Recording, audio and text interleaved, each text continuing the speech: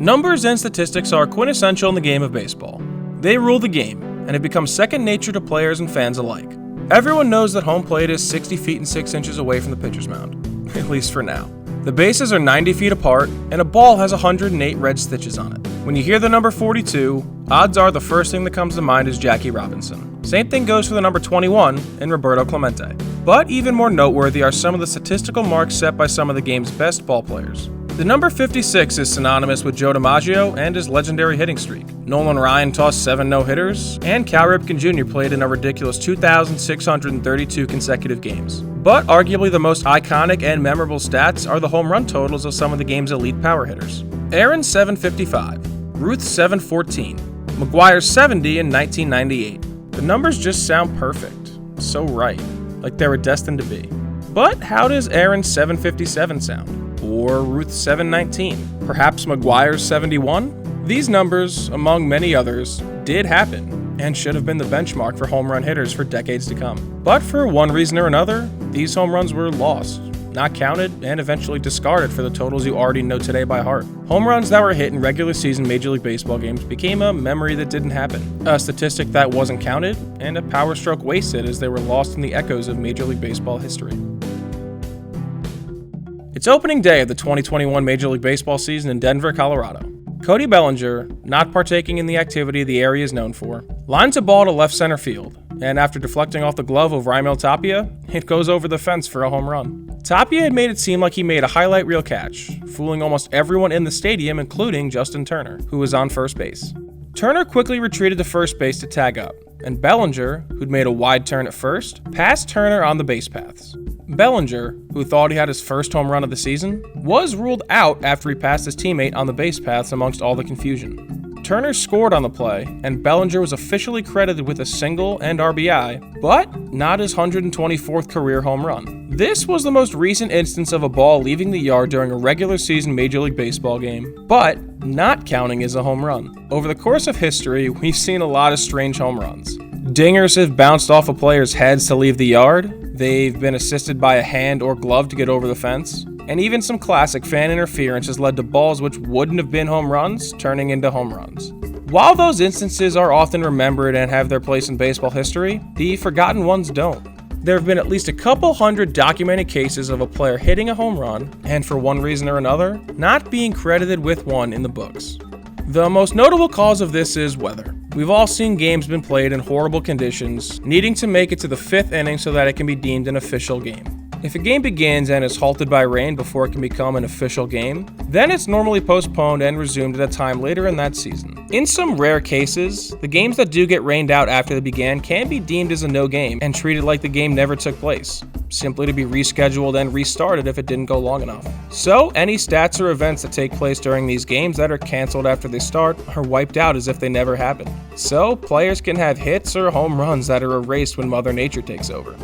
Tip O'Neill was the first batter to ever lose a home run to a rainout back in 1885. He belted a home run in the 4th inning against the Baltimore Orioles, but the game was rained out and canceled shortly after, and thus, the statistics weren't counted. Joe Judge, no relation to the Yankees right fielder or the New York Giants head coach, was the first player to lose a grand slam thanks to weather, with heavy rains canceling his Washington Senators game against the St. Louis Browns in the 3rd inning in 1922, after already belting the grand salami. Babe Ruth would lose 2 career home runs thanks to rainouts. What would have been his 442nd career home run was wiped out.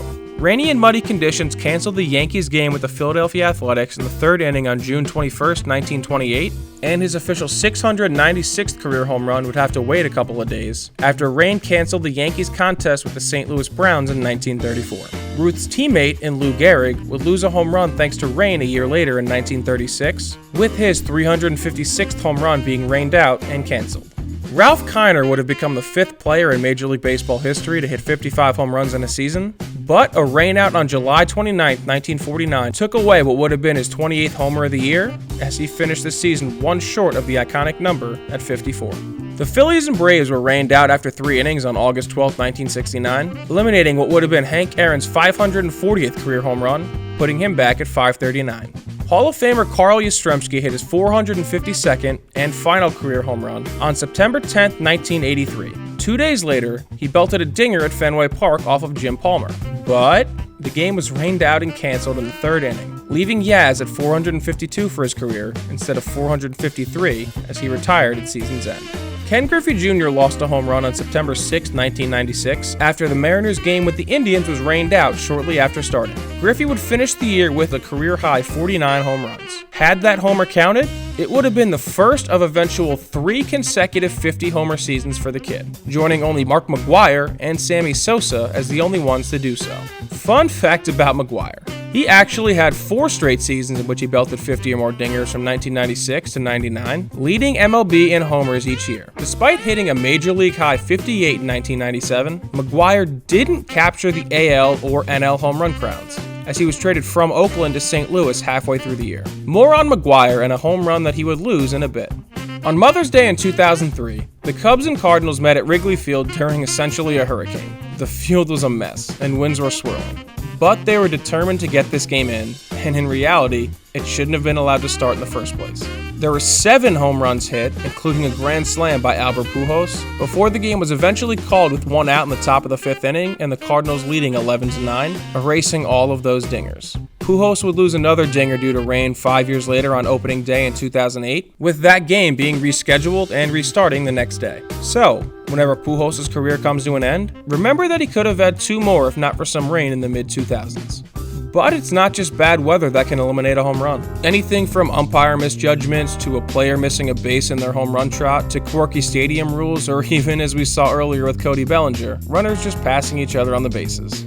Fred Corey was the first victim of the non-rainout home run loss. In 1880, he hit an inside-the-park home run, but failed to touch third and was ruled out after an appeal and credited with a double. You'd think that he'd learned from his mistake, but Corey made the exact same error almost a year later in 1881, losing out on another home run.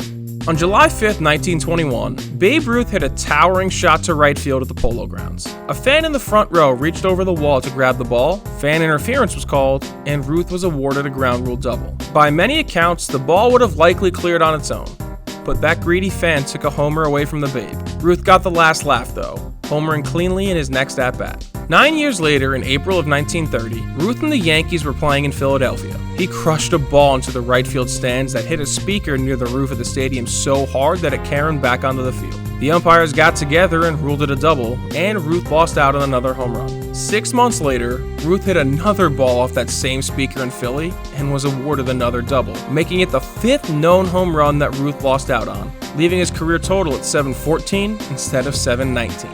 One of the greatest games ever pitched saw a home run lost after a mental blunder by Hank Aaron. After Harvey Haddix pitched 12 perfect innings on May 26, 1959, Felix Mantilla reached on an error in the bottom of the 13th. Hank was intentionally walked, and Joe Adcock blasted a walk-off 3-run home run, or so he thought. Aaron, not realizing the ball left the yard, advanced 1 base and then walked off the field as Adcock was trotting around, and Adcock was called out for passing Hank. Mantilla was the only runner that scored, and what should have been a 3-0 win turned into a 1-0 final.